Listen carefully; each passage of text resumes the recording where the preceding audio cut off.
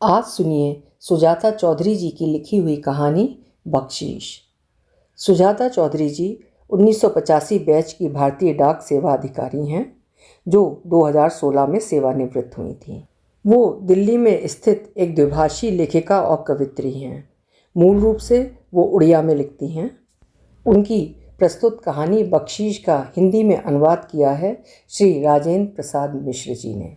सुनिए उनकी कहानी मेरी जुबानी। मैं हूँ सीमा सिंह। आज खूब तड़के जयंत की नींद खुल गई। पिताजी का जन्मदिन जो है, पिताजी को जन्मदिन की शुभकामनाएं देनी होंगी। जयंत रहता बर्मिंघम में है, पिताजी रहते हैं भुवनेश्वर में। साल में एक बार अप्रैल में पिताजी बर्मिंघम आते हैं, 2-3 दिन रहकर लौट जाते हैं भारत। इस वक्त भारत में दिन के 4 बजे होंगे। पिताजी मंदिर से घर लौट आए होंगे। पिछले साल ये दिन भारत में बीता था, पिताजी के साथ खूब मस्ती में। पिताजी में आध्यात्मिक चेतना बहुत है। उस दिन पिताजी ने भगवत गीता का सार समझाते हुए कहा था कि हथेली पर तेल लगाकर कटहल काटने से जिस तरह गोंद नहीं चिपकता, ईश्वर के अनुराग का तेल लगाकर संसार में प्रवेश करने पर संसार से जोड़ने की आशंका नहीं रहती। ईश्वर में भक्ति और विश्वास हो तो फिर संसार झूठा नहीं लगेगा, क्योंकि तब पूरा संसार ईश्वर के प्रकाश के अनुसार दिखाई देगा। असल बात है लक्ष्य तय करके चलना। हमारा गंतव्य स्थल ईश्वर प्राप्ति है। गीता में श्री कृष्ण ने अर्जुन से कहा है, यत् करोषि यदिश्नासि यज्जुहोषि ददासि यत् पश्यसि कौन्तेय तत् कुरुष्व मदर्पणम। अर्थात तुम जो भी कुछ कहते हो, खाते हो, होम करते हो, दान करते हो या फिर तपस्या करते हो, वो सब कुछ तुम भगवान को अर्पित करो। भगवान को जो भी कुछ दोगे उसका 1000 गुना तुम्हें मिलेगा। धर्म कहता है तुम पुरुषार्थहीन मत बनो, कर्तव्य की अवहेलना मत करो, जो कुछ करते हो उसे अच्छी तरह करने की चेष्टा करो, क्योंकि तुम सब कुछ भगवान के उद्देश्य से करते हो। क्यों लापरवाही से करोगे? ऐसा सोचने पर कार्य उपासना बन जाता है। इसीलिए कहा गया है वर्क इज वर्शिप। यदि इंसान ऐसा सोचने लगे तो दुनिया का रूप बदल जाएगा, दुनिया आनंदमय हो जाएगी। जयंत बचपन से ही पिताजी की बातों से बेहद प्रभावित रहा है। उनकी बात कहने की शैली, जीवन यापन का सलीका उसे खूब अच्छी लगती है। बचपन में कई बार वो पिताजी के साथ पुरी मंदिर गया है। हर बार दर्शन के बाद वे लोग समुद्र तट घूमने गए हैं, वहाँ 2-2 घंटे बिताए हैं। उसी बीच जयंत रेत पर घरौंदा बनाने लगता है। जितनी बार भी वो घरौंदा बनाता है उतनी बार लहरें आती हैं उसे तोड़ने के लिए। पिताजी की राय में इसी को जीवन कहते हैं। उन दिनों घरौंदा बनाने से लेकर अब तक न जाने कितने साल बीत गए, इसका कोई हिसाब नहीं। इसी दौरान बाल जयंत युवा जयंत बना। कंप्यूटर में डिप्लोमा करने के बाद उसने बर्मिंघम में अपना कर्म जीवन प्रारंभ किया, एक सुपर बाजार में कंप्यूटर टेक्नीशियन के रूप में। 1 घंटे के लिए मिलता है 5 पाउंड। पत्नी सुनैना घर के करीब वाले एक रेस्टोरेंट में इवनिंग शिफ्ट में भी काम करती है। उसे मिलता है 1 घंटे का 4 पाउंड। उनका 3 लोगों का परिवार है, वो खुद, सुनैना और उनकी बेटी प्रिया। चौथे सदस्य को आने में अभी देर है। सुनैना गर्भवती है। प्रिया की उम्र 5 साल है। घर के पास वाले सरकारी स्कूल में पढ़ती है वो। वे लोग रहते हैं सेल्वकर आबडन एवेन्यू में, 2 कमरों का एक छोटा सा और सुंदर मकान। बड़े आराम से गुजर रहे थे उनके दिन, लेकिन अभी 15 दिन पहले जयंत के सारे सपने धूल में मिल गए एक काल रात्रि में।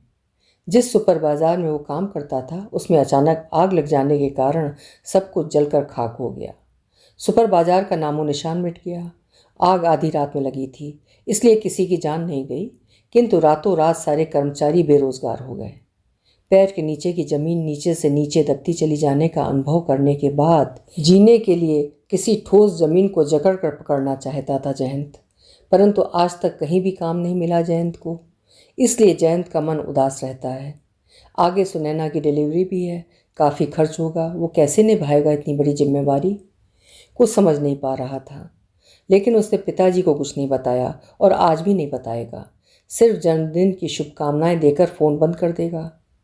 देखते देखते घड़ी में 7 बज गए। भारत में सुबह के 12:30 बजे होंगे। फ़ोन कार्ड निकाल कर घर का नंबर मिलाया। पिताजी ने उठाया फ़ोन। पिताजी की आवाज़ सुनकर वो खुश हो गया। उसकी आंखें भर आईं। पिताजी को जन्मदिन की शुभकामनाएं देकर सुनैना को फ़ोन दे दिया। सुनैना ने भी ससुर जी को जन्मदिन की शुभकामनाएं दी। उसके बाद जयंत नौकरी ढूंढने निकल पड़ा अपनी गाड़ी में। बादल घिरे मौसम के साथ हवा चल रही थी खूब ज़ोरों से। जनवरी महीने के ठंडे मौसम के बारे में जितना भी कहा जाए कम होगा। उसने 2-3 सुपर बाज़ार में अपने एक्सपीरियंस सर्टिफिकेट्स दिखाए। उनकी ओर से कोई साफ जवाब नहीं मिला। उस वक्त अपराह्न के लगभग 4 बजे होंगे। अंधेरा घिरने लगा था। अचानक उसने किसी वृद्धा को सड़क किनारे अपनी गाड़ी के पास खड़े देखा। काफ़ी थका हुआ सा था उनका चेहरा।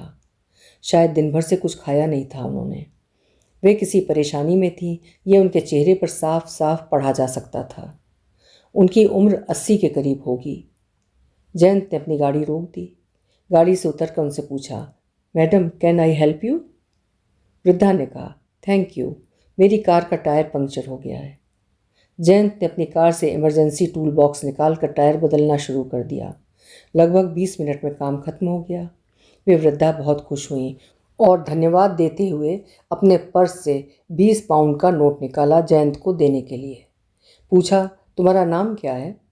जयंत ने कहा, जो, क्योंकि इंग्लैंड के ब्रिटिश लोग उसे जो कहकर ही पुकारते थे। वृद्धा ने कहा, जो, कृपया 20 पाउंड का नोट स्वीकार करो।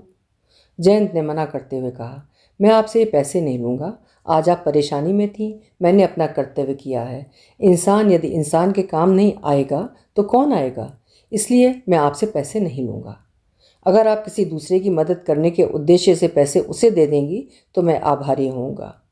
आज मैंने आपकी मदद की, उसी तरह आप भी किसी दूसरे की मदद कर दें। इससे मदद करने की धारा बह निकलेगी और ये दुख भरी दुनिया आनंदमय हो जाएगी। इतना कहकर जयंत अपनी कार में बैठ गया और कार स्टार्ट कर दी। वो वृद्धा भी अपनी गाड़ी चलाकर अंतर्धान हो गई। वो वृद्धा रहती हैं हैंड्सवर्थ में, एड्सबास्टन से काफ़ी दूर है। वे पूरी तरह थक चुकी थीं, इसलिए उनकी इच्छा हुई किसी रेस्टोरेंट में गाड़ी रोककर कुछ चाय जलपान करके घर लौटेंगी। ये सोचकर उस वृद्धा ने एक रेस्टोरेंट के आगे गाड़ी रोक दी। उस रेस्टोरेंट में एक युवती काम करती थी, उम्र 25 के आसपास, हंसमुख चेहरा, बेहद खूबसूरत। वृद्धा को देखकर वो उनके करीब आ गई और बोली, hello madam, can I help you? वृद्धा ने धन्यवाद दिया और चाय सैंडविच लाने को कहा। वो युवती सिर हिलाकर चली गई अंदर की ओर। वृद्धा को लगा कि यह युवती गर्भवती है, माँ बनने वाली है, इसलिए वो और ज़्यादा खुश हुई, क्योंकि उनकी राय में माँ बनना आसान नहीं होता। माँ बनने में जो आनंद आता है उससे कहीं अधिक त्याग, तपस्या, दुख, कष्ट सहना होता है।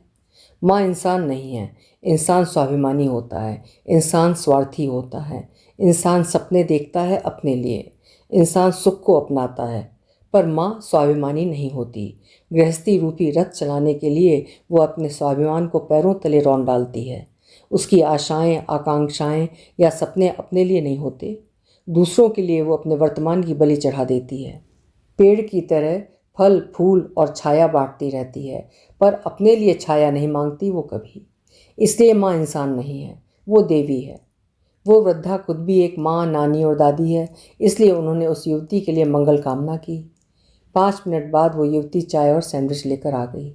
वही हंसमुख चेहरा। उस वृद्धा को वो हंसता हुआ चेहरा खूब अच्छा लगा। सैंडविच भी खूब स्वादिष्ट था। 1 कप चाय खत्म करने के बाद उन्होंने और 1 कप चाय लाने को कहा और फिर जाने का वक्त होने पर बिल मांगा। वो युवती बिल लाकर वृद्धा को देने के बाद अंदर चली गई। बिल में हिसाब लिखा था 10 पाउंड। वृद्धा ने सोचा कि युवती गर्भवती होते हुए भी इतना काम कर रही है, आज मैं इसकी कुछ मदद करूंगी। ये सोचकर उन्होंने 10 पाउंड के साथ 20 पाउंड का एक और नोट पर्स से निकाला और टेबल पर रखकर चली गई। जब वो युवती बिल का पैसा लेने और टेबल साफ करने टेबल के पास गई, वृद्धा वहाँ से जा चुकी थी। टेबल पर 10 पाउंड की जगह 30 पाउंड देखकर उस युवती को आश्चर्य हुआ। आज तक उसे इतनी ज़्यादा बख्शीश कभी नहीं मिली थी। हाँ, ज़्यादा से ज़्यादा 5 पाउंड तक मिल जाता है।